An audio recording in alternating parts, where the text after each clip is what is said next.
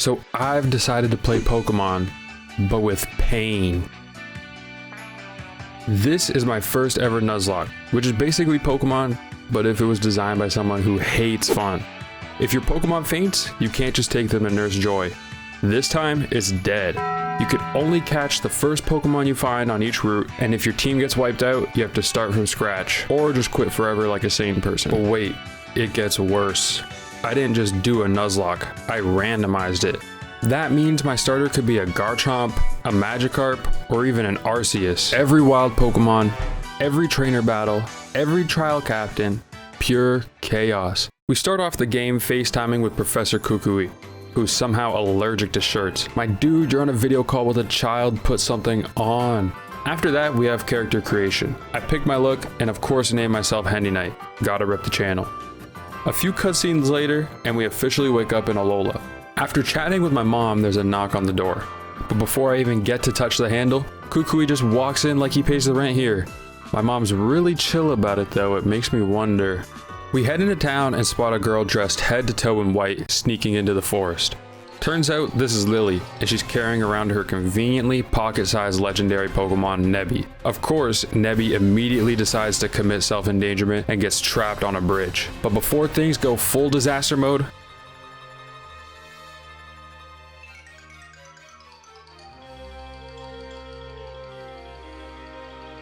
we get saved by Tapu Koko, or as I like to call it, the lightning coconut. Still not entirely sure what species this is.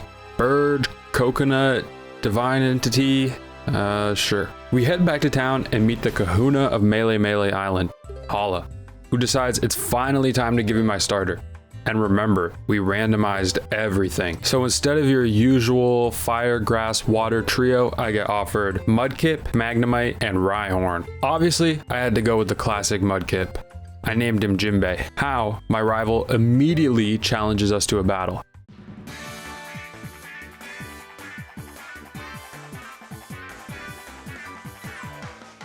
Where Jinbei absolutely bodies his poor Rhyhorn in one hit. An early confidence boost I absolutely did not deserve. After that, we wrap up for the night. But like clockwork, the next morning, Kukui breaks into my house again. This time though, we're finally off to catch our first wild encounter. The grass shakes and out comes Malamar, a fully evolved squid with mind control powers. Perfect for the early game.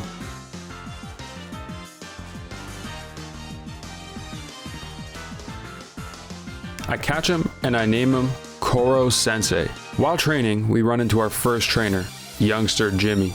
Should be easy, right? No, this kid was packing a Tornadus. Bro, what is the economy on this route? Thankfully, Koro Sensei was able to handle it like a pro. No casualties yet, but this RNG is definitely giving me some anxiety. Back in town, it's time for Alola's favorite pastime, worshipping deities through Pokemon battles. Yeah, apparently Pokemon religion is just fighting in public. Because of this, we rematch Hao. This time, he's got a coughing. Koro Sensei handles it.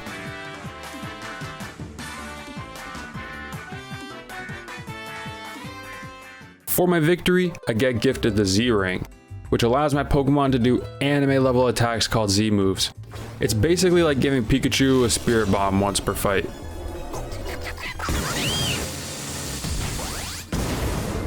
The next day, the doorbell rings, but this time, there's no shirtless professor. Instead, it's Lily, who tells me Kukui wants to see us at his lab. On my way there, we beat up some trainers and arrive, only to find Kukui yelling out, "My body is ready!" My body is ready. Sir, I do not know what you're ready for, but this is a children's game. Inside, we pick up our Rotom Dex, which means we're now trapping a living Pokemon inside of a piece of technology for our convenience. Ethically questionable? Probably. Am I gonna use it? Absolutely. With the Island Challenge officially explained to us, the real run is finally ready to start. Our first stop is Trainer School. But before I even touch any homework, it's time for a new encounter. The grass rustles and I find myself a Gliscor. After throwing a few balls, he joins our team and I name him King. We beat the 4 required trainers and then face the head teacher, who promptly gets clapped by our squad. We enter the next town, get a brand new outfit, and find another wild encounter. This time, it's a Venipede. I slowly chip it down, catch it, and name it Kaneki. We head on to the pier where we meet Team Skull for the first time. These guys are the most unintentionally hilarious villains in Pokemon history. We also meet Lima, the first trial captain, and after brushing off the Team Skull grunts, she challenges me herself. And she sends out a Moltres, because of course she does. But luckily, my team pulls through after some intense switching and we clutch the victory. Now that we're cleared for the first trial, we head on to Route 2 for one more team member. This time, we find a Gabite. I was real excited for this one. But while trying to weaken it, tragedy strikes. Gabite lands a crit, and my starter Jimbei, my boy, first death of the run. Rest in peace Jimbei, 2025 to 2025. This video is brought to you by Justice for Jimbei, because no starter should go down to a random crit. Support the cause by hitting subscribe today. Together, we can make sure Jimbei's sacrifice was not in vain. I head to the cemetery to recover emotionally and to fill the gap in the team. There, I find a Rhyhorn and I name it Terra. With the team rebuilt, we finish clearing the trainers and get ready for my first ever totem battle. We head into the Verdant Cavern where Lima lays out the rules. Force 3 Pokemon out of their den, then fight whatever monstrosity lives at the cave. Totally normal rite of passage. First up was a Poliwag, easy. Then a Lycanroc, slightly more spicy but still manageable. But then the third one, that one just keeps running away. And just when I think I've got it cornered, Team Skull shows up. Too bad for them. Koro-sensei and the gang clean house instantly. Shout out to the two grunts for literally standing in the perfect spot to corner the Pokemon. Out pops out our third Pokemon, Infernape, which would have been so cool if I could have actually caught it, but no, trial rules. With the path cleared, I enter the totem's lair. A Pokemon jumps down from above. It's a Savali. I'm not even mad, this thing's kinda sick. Like lore heavy, genetically engineered, and weirdly majestic. Thanks to Terra doing Terra things, I bring down the Savali and claim my first ever Z Crystal.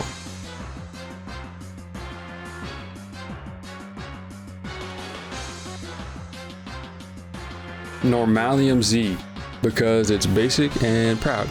But we're not done yet. Time for a post-trial encounter. Out comes a Palasan? I don't know. AKA Haunted Beach Sand.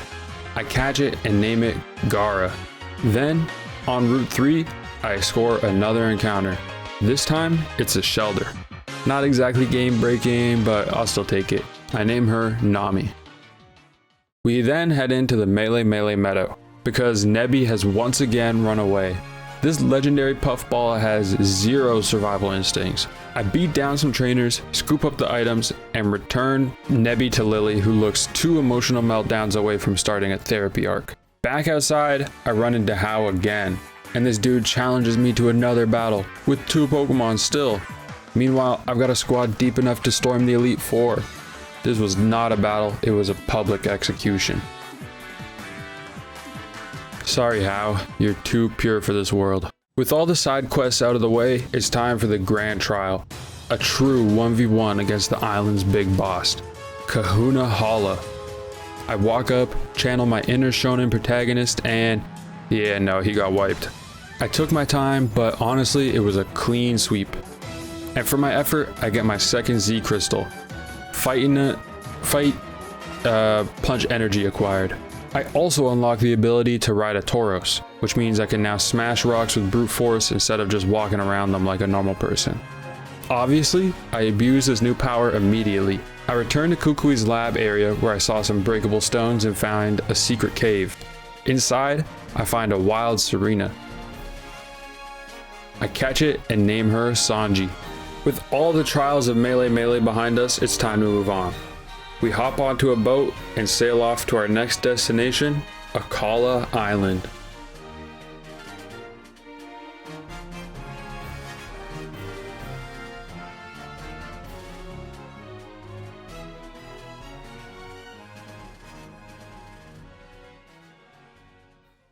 With Melee behind us and a full squad ready for whatever came next, We sailed off and landed on Akala Island. We pull up and right away, Lily tells us to head on deeper into the island. I guess Nebby's already planning its next escape. We follow the road until we're greeted by a very overdressed couple, Dexio and Cena, who for some reason, of course, want to battle. I accept because this is a Pokemon game and that's basically law. Dexio starts off things with a fracture and is rough. I cycle through Nami and Sanji trying to wear it down, but it's Koro Sensei who lands the final hit. Then, Dexio sends out a Drapion. I send back in Koro Sensei because he's our clutch. But Drapion pulls out a pin missile and Koro Sensei goes down. Our second heartbreak of the run. He survived our first trial, he swept teams, he definitely deserved better. We laid him to rest in our death box, and with a heavy heart, we carried on. Once again, a new route, a new chance at another teammate. We step into the tall grass and meet a Mosharna. I whittle it down and catch it without too much effort. After some trainer battles, we arrive at Panolia Town, and you already know what happens in every Pokemon town. Yep, another battle with Hao. And he's still only rocking 2 Pokemon. The first one goes down fast with Nami's water moves, but then Hao surprises me. He busts out his own Z move and hits Nami with full anime vengeance. Boom, gone. I lost Shelter right after I started to like her. Rest in peace, Nami. You lived, you clamped, you died. Just like that, we're already down 2 team members on this island. No time to grieve though. Just outside town, we meet a trial captain who gives us a new ride Pokemon, Stoutland, the item-sniffing dog. Naturally, that also means new grass, which means another new teammate. I find a Scyther, catch it, and name him Zoro. Before we're able to move on though, Gladion shows up. Full edgy energy, and he challenges me to a battle and gets absolutely bodied. Zero stress. Next stop, a cove filled with bridges, trainers, and you guessed it, even more tall grass. Another new encounter. This time it's a Machamp. So I caught him and named him 4 Arms. I put Zoro in our box to make some room, and damn, it feels good to have a tank again. Eventually, I meet Lana, the next trial captain, as she gives us a Lapras to ride across the water and sends us off to investigate some bubbling in the water. We dive into the water battles. First a Vullaby, a Phanpy, and then Lana tells me it's time to face the Lord of the Sea, the mighty, the powerful Lotad. Yeah, little lily pad guy.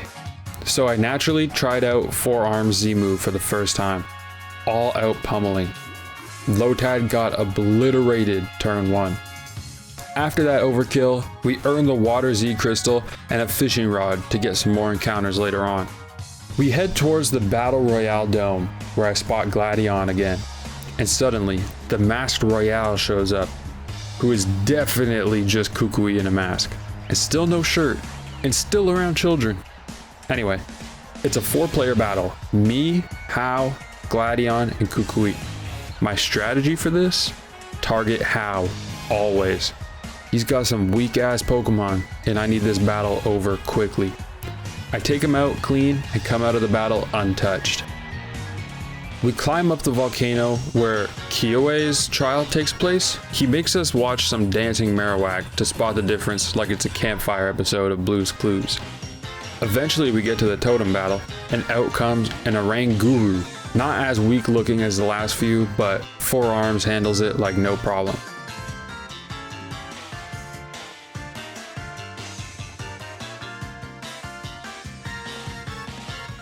Trial complete, and we earn the Fire Z Crystal and head back down the volcano. Next up is Route 8. We're training, battling trainers, and just before I reach the grass, a man named Colrus shows up out of nowhere. He starts rambling about science, drops some cryptic one-liners, and then just walks off without battling me. Okay? For those who don't know, Colrus is actually from Pokemon Black and White too. He was basically the head scientist for the evil team, trying to unlock the true potential of Pokemon through research. which sounds noble until you realize he was just running experiments for a literal crime syndicate. So yeah, seeing him casually hanging out in Alola is kind of like bumping into Walter White running another car wash in a different state. Sketchy vibes all around. But then we get an awesome new encounter, a Delmise. I've never used this thing before, and it looks so sick. I caught it and nicknamed it Davy Jones. And for now I swapped it into the team, replacing Gara. But then this route goes wild. I run into a Regice and then a Xerneas, which nearly wipes instantly. Somehow we survive, but then of course, tragedy has to strike again. During a double battle with a karate grandpa and his grandson, Kaneki, my Venipede goes down.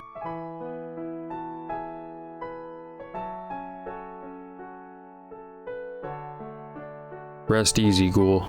Then we head towards Mallow's trial, a cooking one. We have to use Stoutland to sniff up ingredients and stir up a spicy stew. The weirdest part, while looking for one ingredient, I get jumped by a Rayquaza, a literal space god. We can't catch it of course, but King takes it down with an acrobatics. Eventually we gather all the ingredients, cook the meal, and summon the totem Pokemon, a Galvantula.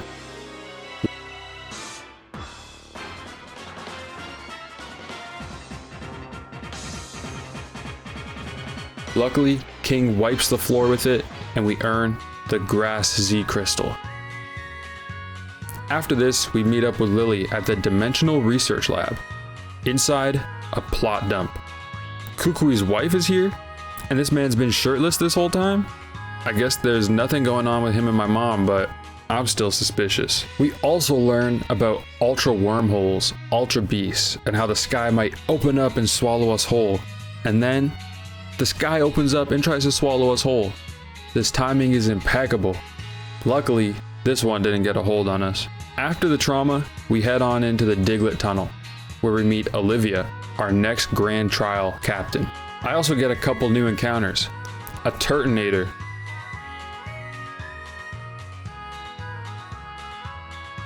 which I name Bowser, and afterwards, when we step into the next route, I catch a Goomy, one of my favorite dragons, and I name it Gary, replacing Davy Jones. At last, I arrive in town for our next Grand Trial. I grab some new clothes, stock up on supplies, because now it's time to face Olivia. So, I head in all ready for Olivia's Kahuna battle, and instead of, actually battling, there's a note. Turns out there's been a change of plans and I gotta meet her somewhere else. Classic Pokemon. You thought this was gonna be a straight line? Nah, you gotta do a fetch quest first. On the way, I stumble into what looks like a full-on Team Skull board meeting. They're just standing there, talking out loud about their evil plans like a Saturday morning cartoon, until they finally notice me. And of course, that can only mean one thing: battle time. The first grunt whips out a freaking Entei. Yeah, just your casual grunt with a literal legendary beast. Luckily, Bowser and King tag team it down, and we walk away with 0 casualties. But before I can even breathe, Plumeria shows up, another Team Skull higher up. A few turns later, she's out of Pokemon and out of excuses, so we finally move on. At long last, we reach Olivia's real battle site, and the Grand Trial begins for real. Her team? Pretty normal, aside from casually throwing in a Cobalion. But honestly, even that steel legendary deer can't keep up with my squad. One by one, her team drops, and just like that, another Kahuna bites the dust. We snag another Z Crystal, and Melee and Akala are officially complete. But the story does not give us a break. We head on to a fancy resort where we meet Faba, one of the heads of the Aether Foundation. We hop on a boat and pull up to the Aether Paradise, and we meet another person named Wick, who gives us the tour. She explains how they're protecting Pokemon, keeping them safe from Team Skull, blah blah blah, the standard PR spin. And then we meet Luzamine, the president of the Aether Foundation. And she's, let's just say, a lot. Polite smile, pastel outfit, the whole "I'm not evil, trust me" vibe. But before anyone can process anything, the sky literally rips open. An Ultra Wormhole appears, and out comes, wait for it, a supercharged Pignite. Not exactly the cosmic horror I was expecting, but sure, let's roll with it. Could this be foreshadowing my starter in Pokemon Legends EA? I don't know, but it's on the table. Either way, 4 Arms puts in the work, beats it down, and the thing fades back into the wormhole. Crisis averted for now. With that little otherworldly nightmare behind us, we leave the Aether Paradise and get back on our island challenge. Now, towards our next destination, Ula Ula Island.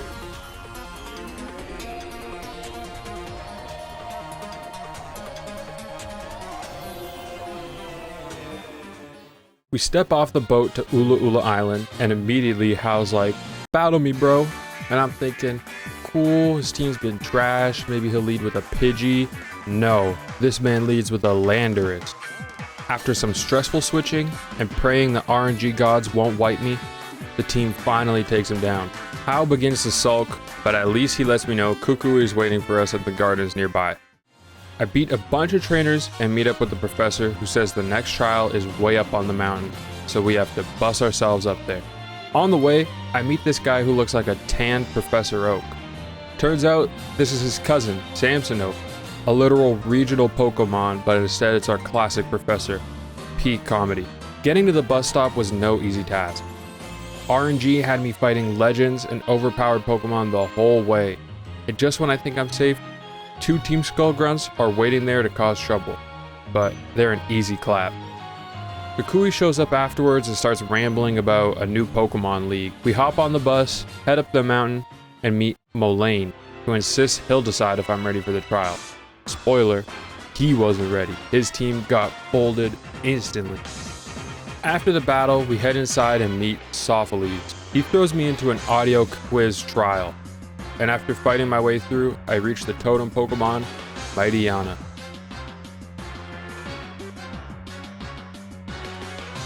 King and Dreamer make quick work of it, and we walk away with our electric Z crystal. Oh, and Kukui totally accidentally leaves his wrestling mask behind. This guy has the worst secret identity ever. Back in the gardens, I stumble onto Kukui fighting Team Skull Grunts when Guzma finally shows up. He and Kukui have this dramatic aura off, but then somehow their fight gets dumped onto me. And of course, Guzma leads with a Garchomp. Fantastic. After some careful switching, I managed to pull out the win, humiliating him in front of his whole squad. We give Kukui his mask back, and then he changes the subject real quick and we move on. The next route doesn't get any easier. A random little kid's Conkeldurr bodies our Gary, taking another teammate off the board, and I bring Gara back onto the squad to cover the loss.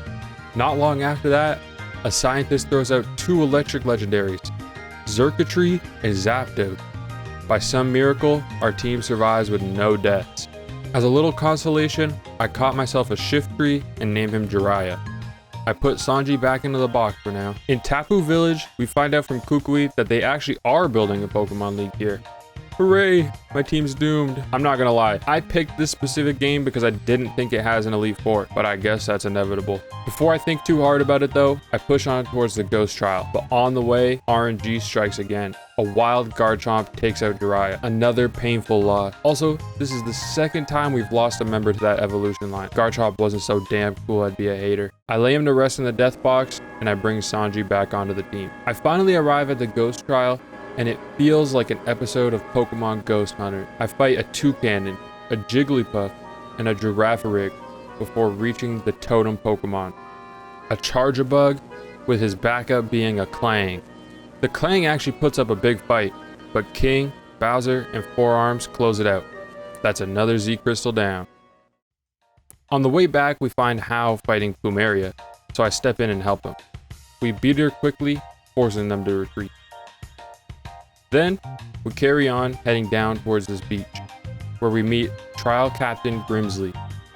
I swear, this guy looks like he walked straight out of an anime. He hooks me up with a Sharpedo ride Pokemon, letting me blast through some rocks on the water. Eventually, I find myself at Team Skull's home base, this giant walled-off city straight out of Attack on Titan. I clear through waves of grunts, and then a double battle almost ends the whole run, a Deoxys and a Tornadus. Somehow, our team survives without losing a single Pokemon. Inside the mansion, it's more battles, more puzzles, until I eventually find Guzma again. We battle, and once again, he gets destroyed. I even walk away with one of his Z crystals. As we're leaving, Ace Rolo's uncle, Nanu, shows up and surprises us. He's actually the kahuna, and then he challenges me. I tank his Z move, take him down, and claim ourselves another Z crystal. But then everything escalates. Team Skull kidnaps Lily and Nebby, so Hao, Gladion, and I set sail to rescue them. We infiltrate the Aether Paradise, and it's pure chaos.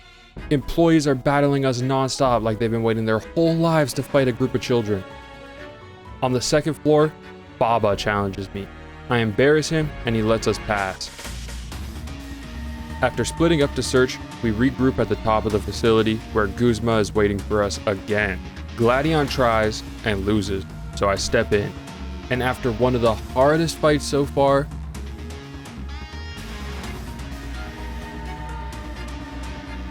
I take him down. Inside, we find Lily confronting her mom, Luzamine. Plot twist. Gladion's her son too. This family drama is on another level. Luzamine uses Nebby to open up an ultra wormhole, unleashing ultra beasts across the whole region.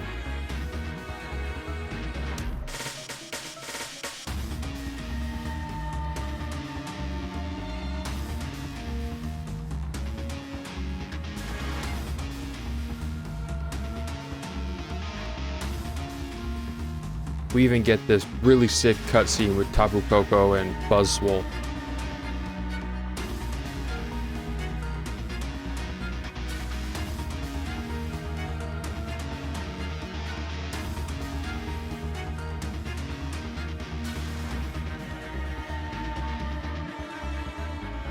Despite wiping her whole team, Luzamine escapes through the wormhole, leaving us powerless.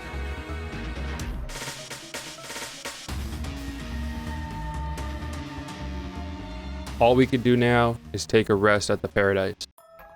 The next morning, Lily shows up in a brand new outfit, ready to fight. The squad regroups and we set our eyes on the final challenge, Pony Island.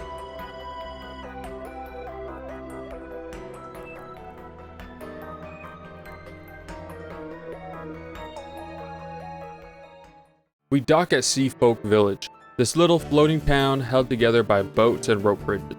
First trainer I fight nearly ends the entire run. Their Palkia throws out an Aqua Tail that almost takes down Gaara. Then Sanji gets slapped around, so I switch into Forearm, only for him to get one shot. That legendary was gunning for a team wipe. I lay Forearms to rest and bring in Shocker, a little grubbin I caught earlier in the run. Our journey continues, clearing trainers, solving some ancient puzzles, and finding a Sun Flute, which absolutely screams plot device. Of course, Team Skull shows up again, still clinging on after I wrecked their whole base and beat their leader. Guys, please, it's over. Plumeria steps in too, but instead of fighting, she actually thanks me for what I did at Aether. That was really unexpected. Maybe they're finally realizing they're way in over their head. We move on to Hapu's grand trial. Things go smoothly until Bowser, one of my newer favorites, gets taken down by a sandcastle. Seriously, a little pile of sand. I smarten up after that and wipe the rest of her team, walking away with another Z crystal. As I push deeper into the next cave, the gods bless me with an encounter. Tapu Fini, one of the Alolan Guardians, or as we've been calling him, the legendary coconut.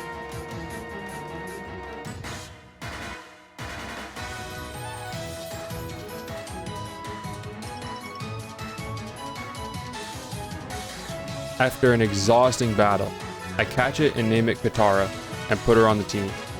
Around the same time, Shocker evolves all the way into a Vikavolt, so he's fully charged and ready to go. Now it's time for the Dragon Trial.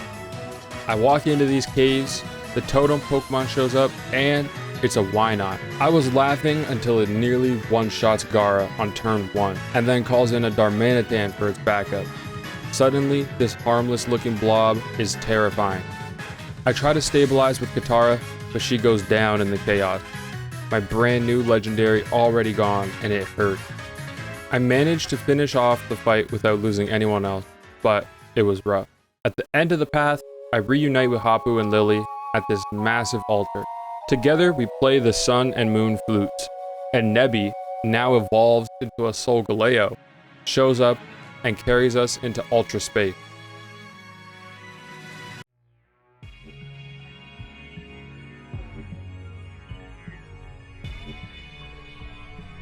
Inside, we find Guzma, who warns us that Luzamine has gone off the deep end. Just then, we find her, and she fuses with one of the Ultra Beasts. And instead of me battling her as some nightmare human hybrid, she just uses her normal team. Still terrifying though, because they've all got boosted stat. The fight is tense, but I play it carefully. Gara crushes her Hariyama, King mows down Hydreigon, Beldum, and Gligar. And then Gara comes back to finish off her last Mon, a Clink. With the battle being over, Solgaleo blasts Luzamine free.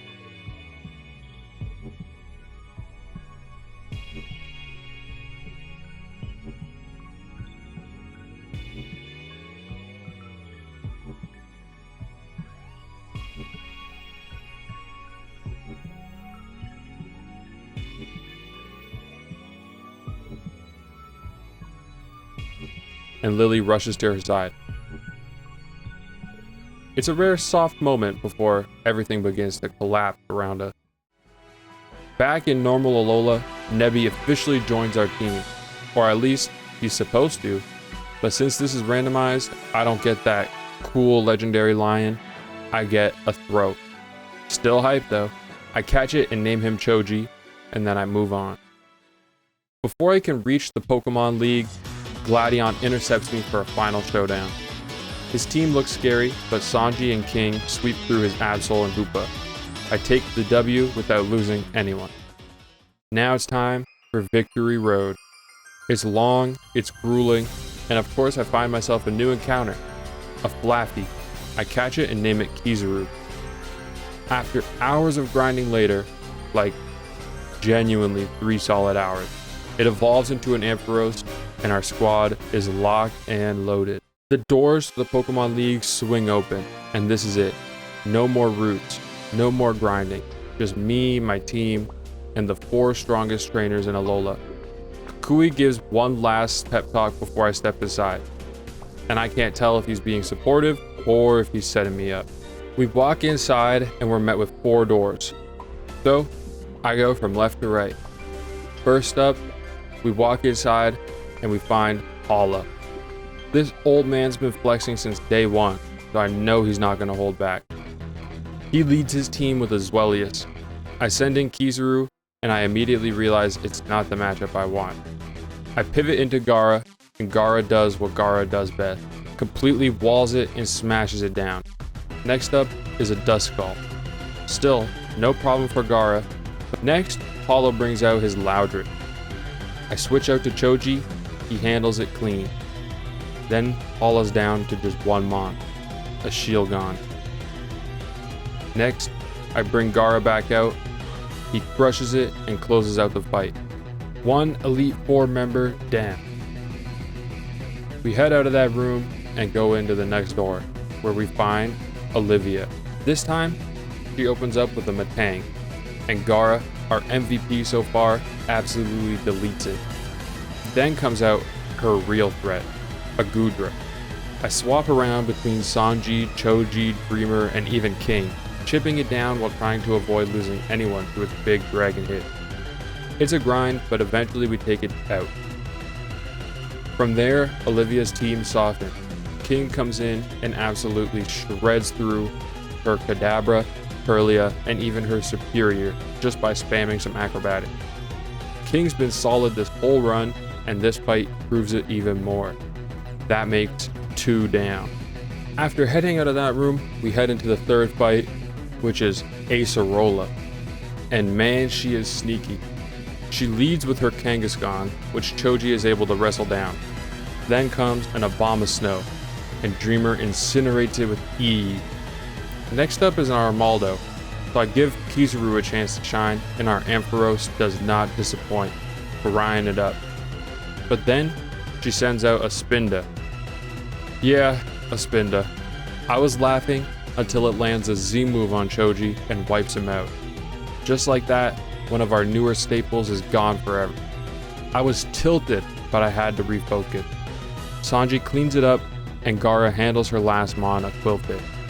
I won, but the sting of losing Choji this close to the end hits hard. We head into the next fight with our head down, and we begin to fight Kali. She leads with a Mr. Mime, and Gaara takes it out quickly. Then comes a Pyroar, and this one scares me. It uses a Fire Z move straight into Gaara, and for a second, I thought my sandcastle was done. But Gaara tanks it and claps back, taking the Pyroar down. After that, the fight evens out. King mops up a Bellsprout, then a Pinsir, both handled cleanly. Kali's final mon is an Aggron.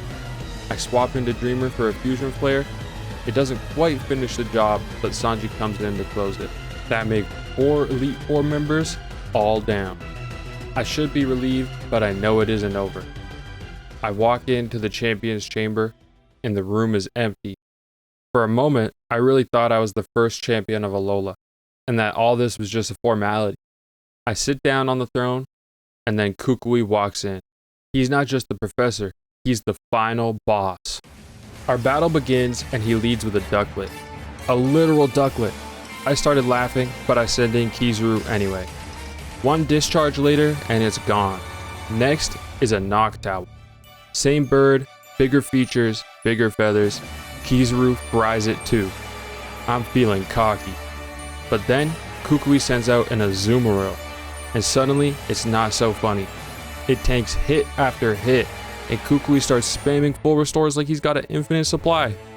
I switch out between Kizaru and Sanji, carefully whittling it down, and almost losing Sanji in the process. Eventually though, Azumarill falls. Then, out comes a Venomoth. I think, easy, Dreamer's got this. I send her in, and immediately I regret it. Somehow, someway, Dreamer pulls through, setting the moth ablaze before it can take her out. It was a real close call though. Next is a Galvantula. I'm already low on options, and I make the worst mistake of the run. I leave Dreamer in by accident. One hit later, just like that, Dreamer's gone. I feel it in my chest, but I have to keep moving. King comes in for revenge and wipes that Galvantula out. And now it's down to Kukui's final mon, a Magnezone. He leads it with its sturdy ability and another full restore, because of course he does. But Gaara is ready. My MVP tanks its hits, smashes through its defenses, and after one final blow, that Magnezone goes down. The battle ends, and I stand there, half my team battered, 2 of my Pokemon lost in the fight, but the rest standing tall. Kukui admits defeat, and I'm crowned the champion of Alola. The Hall of Fame ceremony rolls, and my surviving squad is etched into history. Not everyone made it, but the ones that did fought like a monster.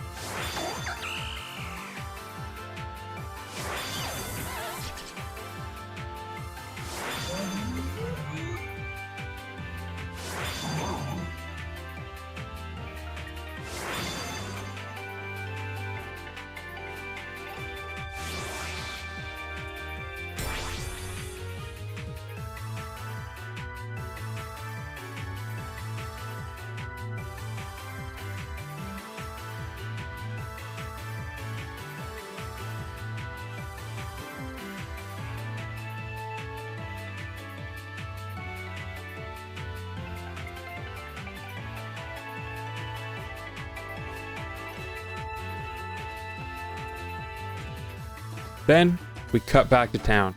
Fireworks, music, the entire cast of the trial captains cheering me on. Even Gladion's lurking in the background, aura farming behind a tree. And just like that, the run is done, and I'm the champion.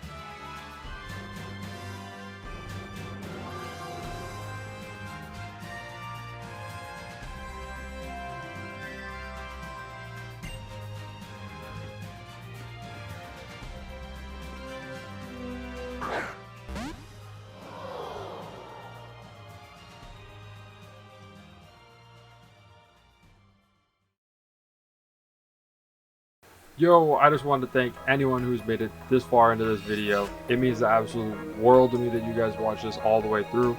It's probably the most effort I've ever put into making a video. I spent probably like 3 months recording and working on it. I've learned so much from this video, and I'm excited to make more videos like this if you guys want to see more.